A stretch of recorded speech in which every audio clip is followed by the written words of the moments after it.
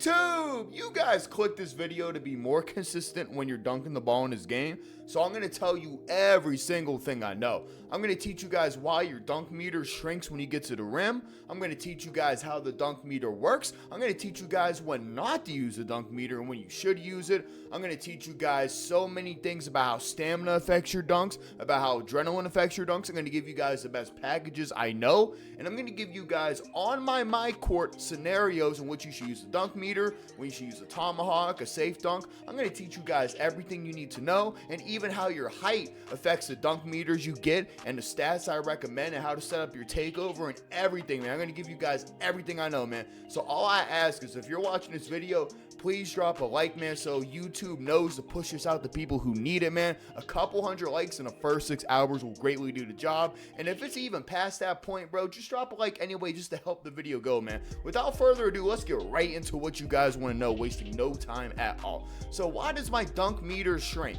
The reason, well, there's a couple reasons, but the biggest one I can show you a great example for on screen here in a second is if you know how the jump shot contests work, whenever your defender goes to like contest you, it depends on, say my hat's the ball, right? The closer the defender hand is to the hat or the ball in this scenario, the greater the contest is for a jump shooter. I'm going to show you guys a clip right now that breaks that aspect down to the dunk meter, and why whenever you get to the dunk meter and you got a big green window and you finally get to the rim and then a defender comes in at the last second, why it shrinks sometimes. You're going to notice that, look at it right there. Right there. Look at when it becomes shorter of a meter. It's as soon as his hand comes close to the ball is when it works. If he plays it back in slow motion, gets a green meter, hand gets close to the ball, and now that meter is gone, which honestly, when you really break it down, this is a center with high interior defense. It makes sense. Everybody says, man, why does my dunk meter get stuck at the end? It's because there's a timing to it the game uses.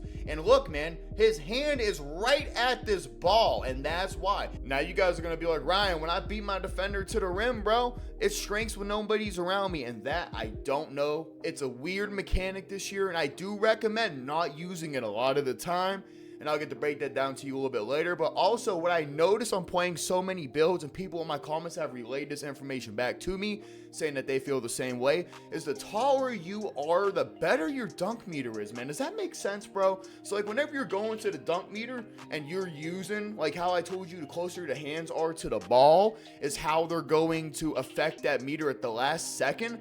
I ain't gonna lie, bro, the taller you are, the higher the ball is in the air. So it does make sense that your dunk meters are better on taller players like a 7-foot center, 7'1" center, or 6'11", 6'10", with that tier 2 posterizer and you +2 it, man. It makes sense to me why it's like that. It truly does, man. A couple other things you need to know about the dunk meter. I feel like personally, you shouldn't always use it. There's only a couple scenarios when you should use it, okay?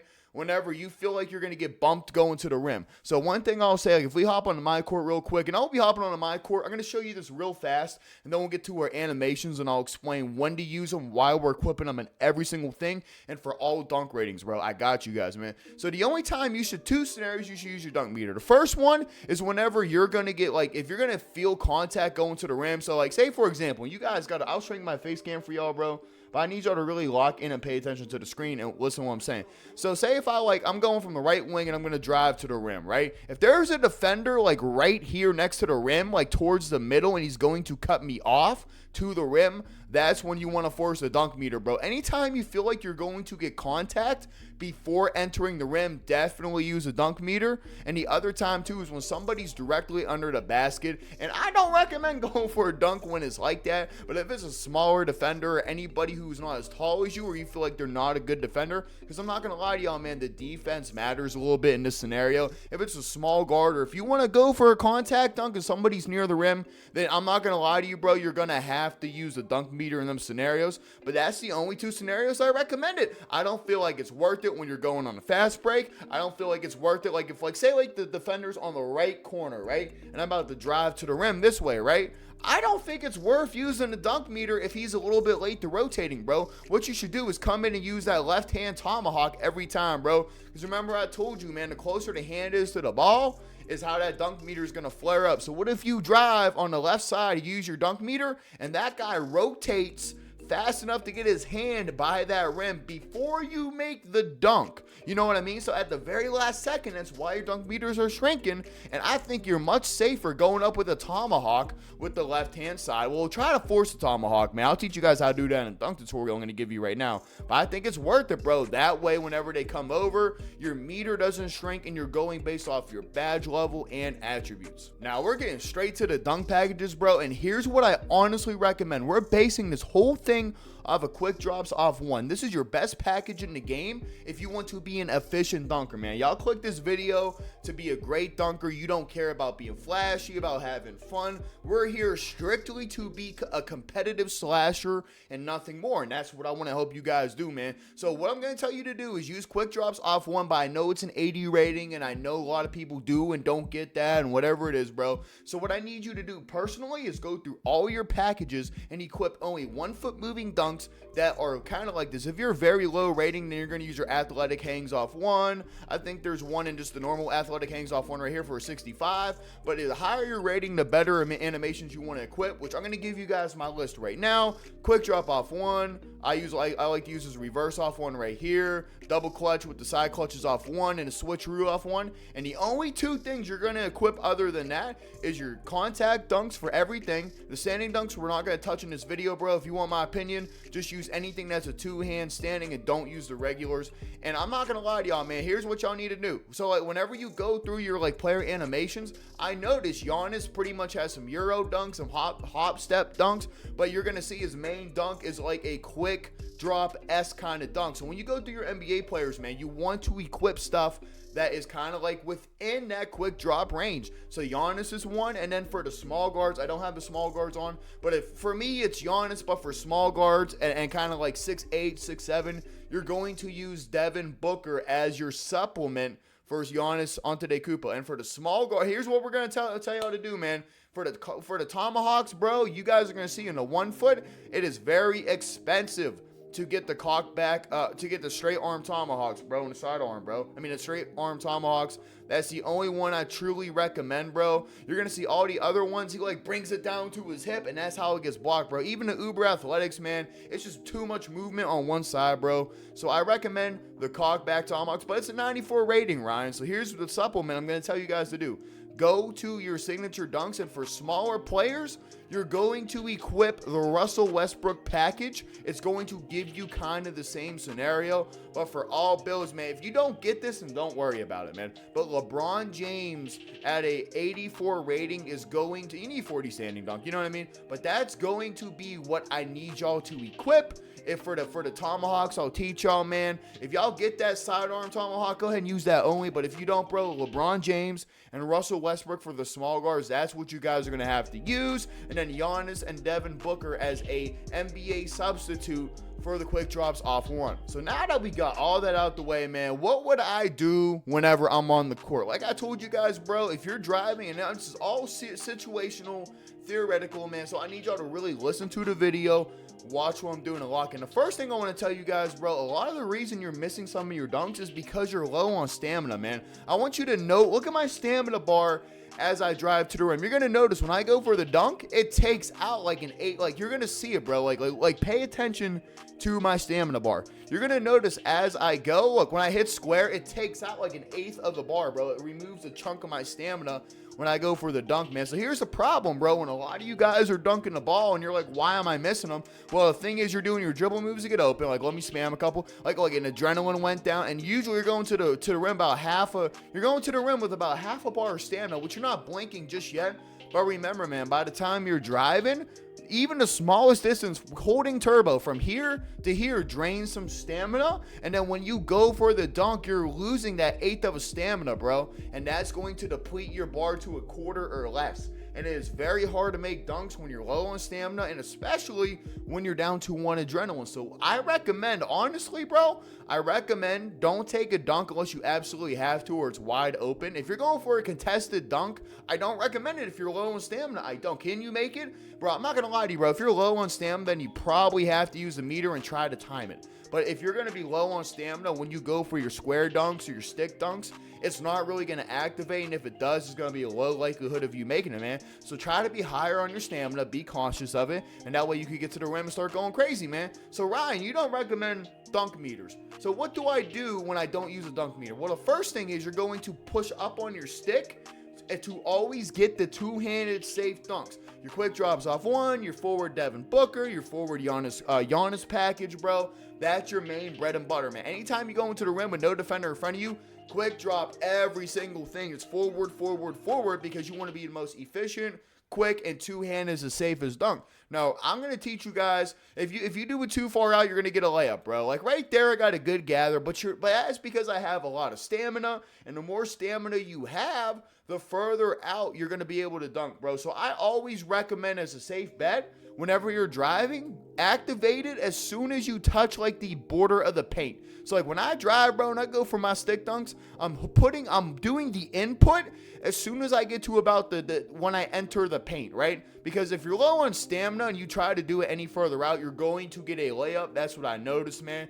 And when do I recommend doing the tomahawks, bro? Do a tomahawk. You're going to hold the left side or the right side. Now, depending on your package setup, you're not going to always get it, bro. Sometimes you get like some fluky dunks, and it is what it is. But I recommend to do like, you think about it theoretically, right? Say I go to the left side like we've been doing.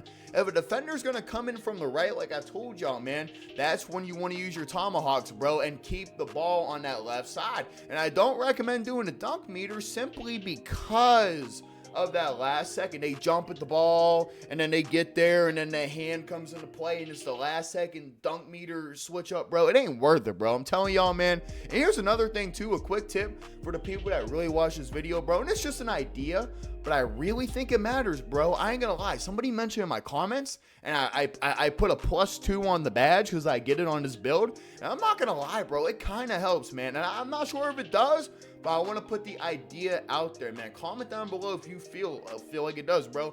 Does physical finisher help with you completing dunks, bro? I kind of low-key think it does, man. I kind of low-key think it does, bro. I'm not going to lie to y'all. I think it kind of actually does, man. And y'all are going to ask me, bro, Ryan, you forgot to tell me. I did forget. You guys are going to tell me, man, what do I need to do to go ahead and dunk the ball? Well, the first thing I'm going to tell you, bro, honestly, I think the rating matters more than +2ing posterizer.